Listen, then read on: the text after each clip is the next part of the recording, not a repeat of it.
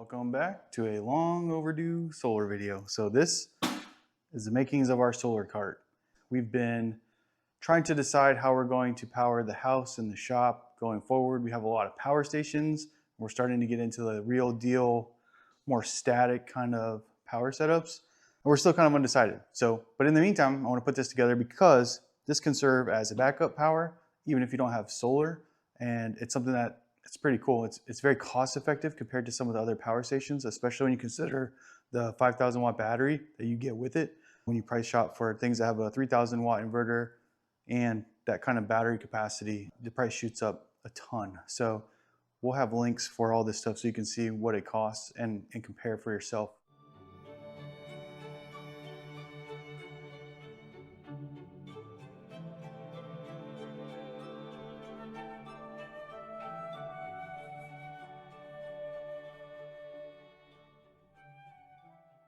It doesn't take a lot to put together. I cheated right ahead of time and I didn't screw this in. I have a Harbor Freight cart just like every other channel on YouTube. I didn't even bolt it though. I used the really heavy duty Harbor Freight monster zip ties. Each zip tie can hold 180 pounds. Got 1, 2, 3, just kind of all holding it in place. That's more than enough. I think this thing is about 30 pounds, give or take. So that's pretty easy. I don't think we're asking too much of it. If you're gonna move this around a ton or put it in a vehicle, take it somewhere, I'll probably bolt it in, but I think just being around here, it's gonna be more than fine. The other cables we're gonna need are some sort of output to plug situation. I'm gonna cut the end off of this and then have our 3 wires to plug in, hot, ground, and neutral. I have a input wire that's already stripped. I just got this off Amazon. Solid, it's a very thick gauge. It'll take all the power. And then we have cables to connect from the battery to the unit itself. And with this basic setup, you can plug this into your house, charge up the battery, and just let it sit and you have backup power in an emergency. So that's pretty cool. So in what is probably the most difficult part of the entire install, I'm gonna set the battery on here. But first I'm gonna lay this down. And the trick is you wanna set it so that if this is laid down, the battery is face up. So this sucker is heavy. I might make a few sounds, but don't worry about me. Ooh, we will get there. I actually really like the handles on this. It's worth noting that they fold, but they sit out far enough that you can get your fingers through there to lift it without pinching. Thank the sweet baby Jesus. Then I will slide that down.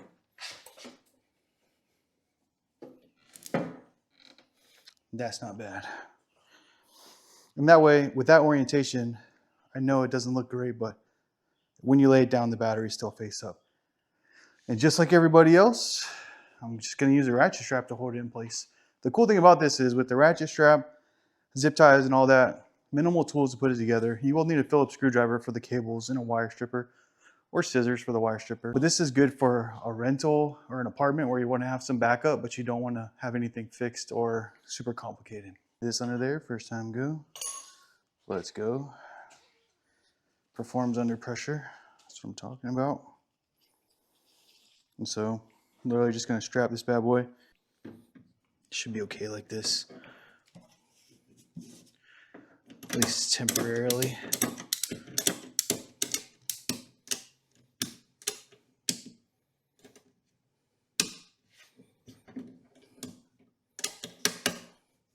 You want it to be firm, but not too tight.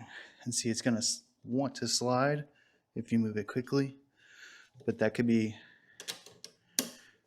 remedied with a zip tie. Put a zip tie through the handle on each side there, and it'll hold it in place. You can either wire it up like this or stand it up and wire it. The big thing is you want to have the battery off. You want to have everything off while you're working on it. What's cool is since all the weight is down here, it's still really easy to pick up and move around. The included cables are a little bit long for this configuration, but if it was in a rack or something, you would really be happy to have this distance. What's cool is You have nice terminals to bolt to the battery, and then you have these crimps on the end that you can slide in on the actual EG4 unit. You can just slide that sucker in, tighten it up, good to go. So I really like that. The main thing we want though is function.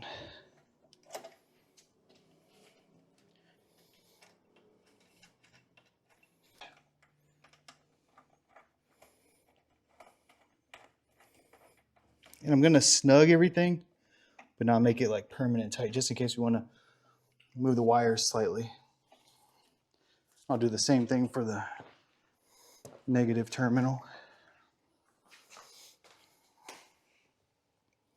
And you'll notice over here, we went on the bottom. So we want to go ahead and use the bottom on this side as well.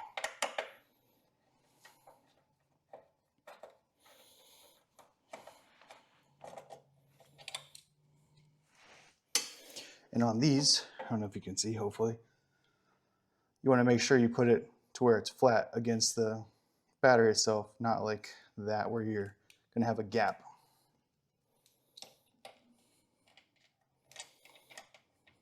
To be fair, if you're attempting something like this, that's probably already common sense to you. Just thought it was worth noting. And now we have to take both of our connections, and if you come down over here, you can see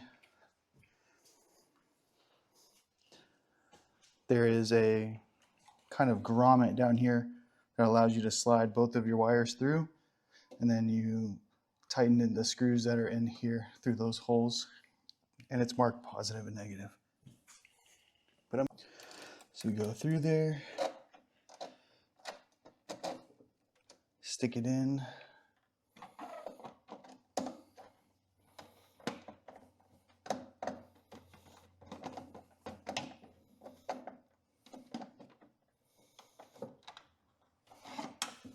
give it a little tuggy. It's nice and tight.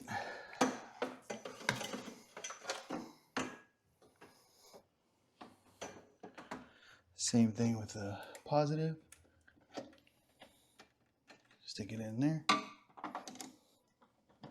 It's nice having that crimped end because you don't have to worry about the wire strands fraying out.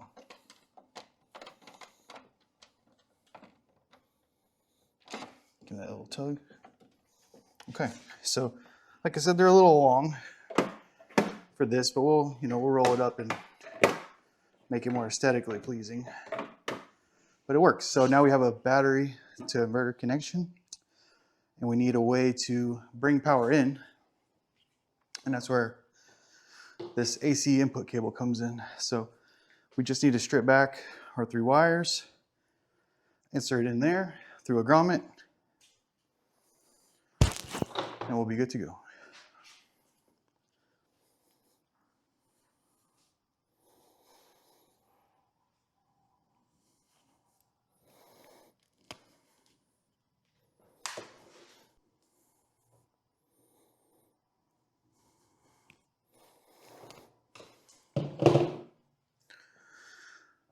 Boom. So I always recommend you write it down. If you're like me and you forget everything over and over. Black wire is your hot wire, white wire is your neutral wire, green wire is your ground. As long as you write it down, you can't forget.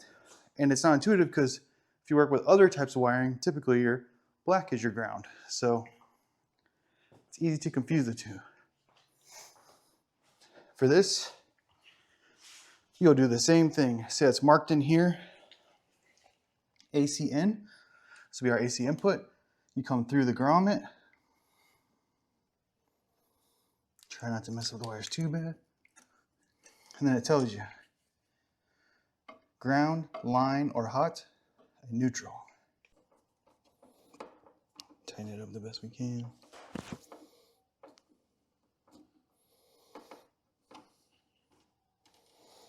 We need our hot or line, which is the black wire. Stick that sucker in there. And then we can go ahead and put our white / neutral over here as well. Just get them set. And then we go ahead and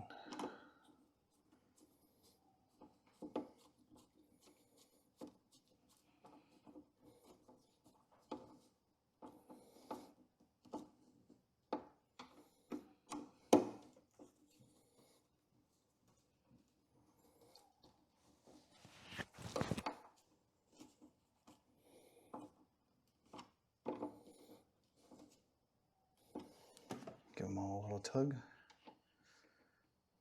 Good to go. And so then we just plug this bad boy into the wall. We'll bring power in, it'll charge our battery. Now we just need to give ourselves a way to use it with our AC out. We'll use the hot and the neutral from here, and then we actually need to bring our ground over to here and use this ground. You got to cut the end off and make it look kind of like that one. I don't have big cable snips. I do more welding than electrical, so just gonna do that there. Go down about right there.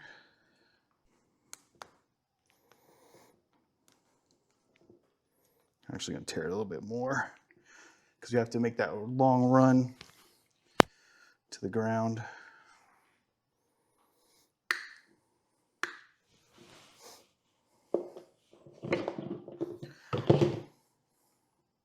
And that should be enough.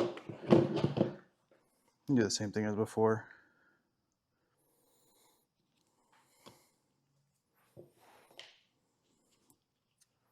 What I should have done is waited to cinch up the ground for the input, since I'll need to put this in there. The AC out has its own grommet in the bottom too. Kind of just good wire management. So we're going to use the hot and the neutral on the very obvious AC out. And then, like I said, bring the ground all the way over here to that one.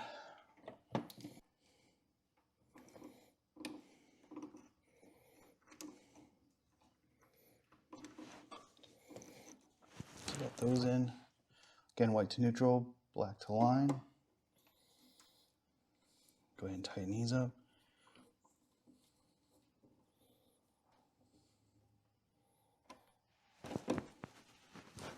Again, the big thing is this, everything is powered off and it's off with the breaker on the battery, so you don't zap yourself.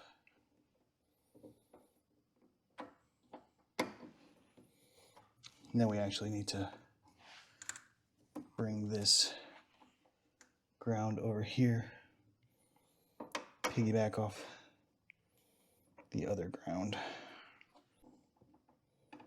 Just kind of force that bad boy in there.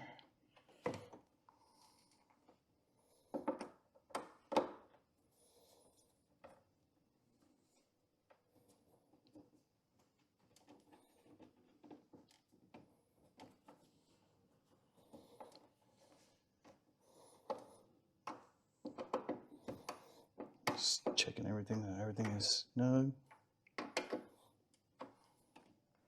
That's snug, that's snug. They're snug. Okay, so theoretically, we should be able to bring power in and put power out. There is a cover panel over there that goes here, but I figured we should test it all before we put the panel back on. Ooh, here we go. Flip the breaker on in a second. So that's good.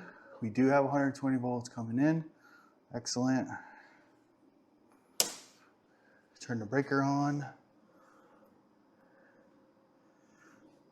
Turn this on. And you can see we have input of 121 volts. Output 0 because we're not using anything. Battery has come to life. Nothing has sparked. Nothing is on fire. You can see our current. It's hard to get that screen in there, but we're charging. You can hear the fans kick on because we are really bringing it up. We can see if our output is working.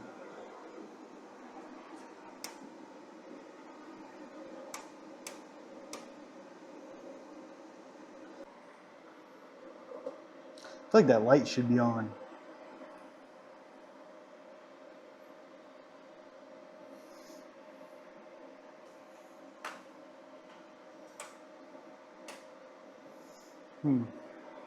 Well,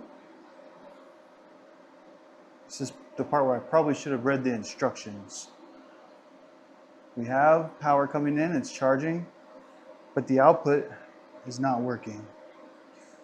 Some of the other videos I saw, they said you could just run the ground back to the other ground instead of using the outside of the case, but my output wasn't working, so I'm gonna do the right thing and ground it to the underside.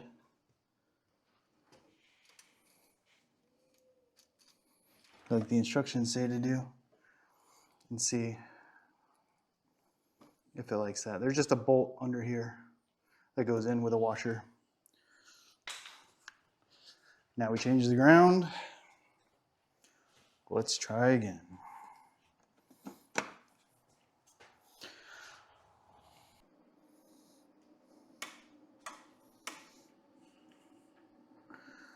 All right, well, it's still not working. Sometimes it's the simplest things. There's actually an on-off switch under here that you have to turn on to use the output. So as you can see, we got our fan running, or turn it on. So we're running to our power strip that has a breaker in there. The fan is running.